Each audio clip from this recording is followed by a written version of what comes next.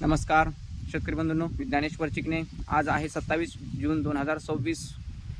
राज्यामध्ये शेतकरी बंधूंनो 21 तारखेपासून 20-21 तारखेपासून पावसाला सुरुवात झालेली आहे आणि एकंदरच दररोज पाऊस हा उत्तर महाराष्ट्रामध्ये मोठ्या क्षेत्रावर, त्यात दक्षिण महाराष्ट्राच्या तुलनेमध्ये उत्तर महाराष्ट्रामध्ये मोठ्या क्षेत्रावर व जोरदार देखील पाऊस पडत आहे.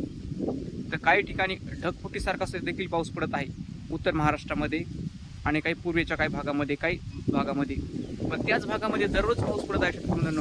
आणि ज्या भागामध्ये पावसाचं स्वरूप अत्यंत कमी आहे त्या भागामध्ये फक्त विखुरलेला हलक्या स्वरूपामध्येच पाऊस पडत आहे अद्यापही, म्हणजे आज 27 तारखेपर्यंत.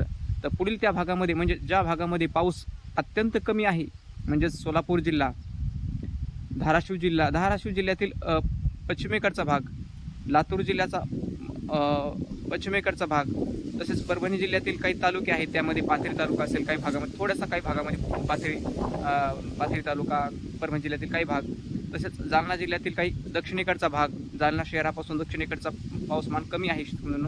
तसेच अहिल्यानगरचा पूर्व भाग, जामखेड ह्या भागामध्ये, पुणे जिल्ह्याचा काही भाग, तसेच सरासरीपेक्षा पाऊस कमी असणारा सांगलीचा काही भाग, सांगली सातारा ह्या भागामध्ये अत्यंत पावसाचं प्रमाण शेतकरी बंधूंनो कमी आहे.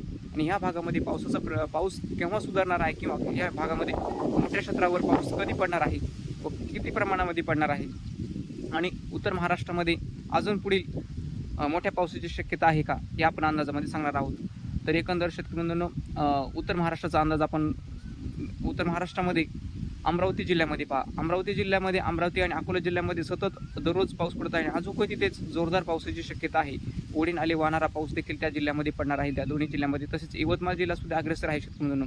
यवतमाळ जिल्ह्यामध्ये देखील मोठ्या स्वरूपामध्ये पाऊस पडणार आहे, मोठ्या क्षेत्रावर आणि मध्यम ते काही ठिकाणी जोरदार देखील पाऊस पडणार आहे. चंद्रपूर जिल्ह्याचा जो दक्षिणेकडचा भाग आहे त्या भागामध्ये देखील, चंद्रपूर जिल्ह्यामध्ये देखील जोरदार पावसाची शक्यता आहे. नागपूर जिल्ह्यामध्ये देखील जोरदार पावसाची शक्यता आहे.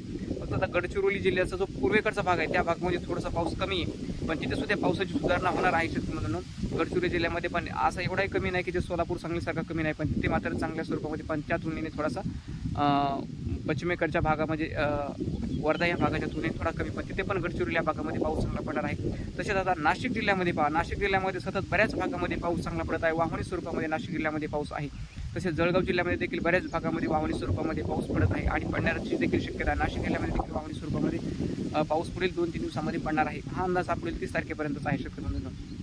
आणि धुळे जिल्ह्यामध्ये देखील चांगल्या पावसाची शक्यता आहे. धुळे आपलं नंदुरबार जिल्ह्यामध्ये जो गुजरातचा बॉर्डर लाईन भाग आहे त्या भागामध्ये थोडासा पाऊस कमी राहण्याची शक्यता आहे. नंदुरबार आणि धुळे जिल्ह्यामध्ये थोडासा कमी राहील, पण तिथे सुद्धा काही कमी वेळेमध्ये जास्त पाऊस पडणार आहे. तर आता परभणी जिल्ह्यामध्ये देखील बऱ्याच भागामध्ये हलक्या ते मध्यम स्वरूपामध्ये पावसाची शक्यता आहे. बीड जिल्ह्यामध्ये देखील हलक्या ते मध्यम स्वरूपामध्ये पावसाची शक्यता आहे पुढील 2-3 दिवसामध्ये, म्हणजे 30 तारखेपर्यंत. तसेच आता मुख्यत्वे सोलापूर जिल्हा पहा. सोलापूर जिल्ह्यामध्ये आपले शेतकरी प्रतीक्षित आहेत. सोलापूर जिल्ह्यामध्ये देखील हलक्या ते मध्यम स्वरूपामध्ये या पुढील 3 दिवसामध्ये पावसाची शक्यता आहे. हलक्या ते मध्यम तिथं जोरदार पावसाची शक्यता आहे. जोरदार जरी पाऊस पडला तर तो कमी क्षेत्रावरच पडण्याची शक्यता आहे. हलका पाऊस हा 10 ते 15 मिलीमीटरपर्यंत असतो शेतकरी, शून्यापासून 10 ते 1, त्याच्यामध्ये 1-2 मिलीमीटर पासून तो 10 ते 15 मिलीमीटरपर्यंत तो येऊ शकतो. तसा हलका ते मध्यम पाऊस सोलापूर जिल्ह्यामध्येच पडण्याची शक्यता आहे. तसेच लातूर, धाराशिव या जिल्ह्यामध्ये देखील हलका ते मध्यम स्वरूपामध्येच पावसाची शक्यता आहे. तसेच पुणे जिल्ह्याचा जो पूर्वेकडचा भाग आहे त्या जिल्ह्यामध्ये देखील हलक्या ते मध्यमच पावसाची शक्यता आहे. सांगली, सातारा, कोल्हापूर या जिल्ह्यामध्ये मात्र मध्यम ते काही ठिकाणी जोरदार देखील पावसाची शक्यता आहे. मुंबई, ठाणे येथे देखील मध्यम ते जोरदार पावसाची शक्यता आहे. एकंदरच शेतकरी आणि छत्रपती संभाजीनगर आणि जालना जिल्ह्याचा जो दक्षिण आणि बराचसा भाग, त्या छत्रपती संभाजीनगर आणि जालना जिल्ह्यामध्ये देखील मध्यम ते काही ठिकाणी जोरदार त्या हलक्या स्वरूपामध्ये पावसाची शक्यता आहे शेतकरी मित्रांनो. आणि 3 तारखेच्या नंतर, म्हणजे 3 जुलैपासून शेतकरी मित्रांनो राज्यामध्ये मोठ्या क्षेत्रावर मोठ्या स्वरूपामध्ये पावसाची वाढ होणार आहे. हा देखील अंदाज तुम्ही लक्षात घ्या. तरी सोलापूर, सांगली, सातारा आणि दक्षिण महाराष्ट्रामध्ये मात्र हलक्या ते मध्यमच पावसावर शेतकऱ्यांना यापुढील 3 दिवसामध्ये समाधान मानावं लागणार आहे. आणि मात्र तिथे सुद्धा स्थिती सुधारणार आहे. त्यामध्ये 3 जुलैपासून त्या भागामध्ये सुद्धा मोठ्या क्षेत्रावर पावसाची शक्यता आहे. तर शेतकऱ्यांना हा झाला अंदाज आवडल्यास लाईक करा, शेअर करा. धन्यवाद.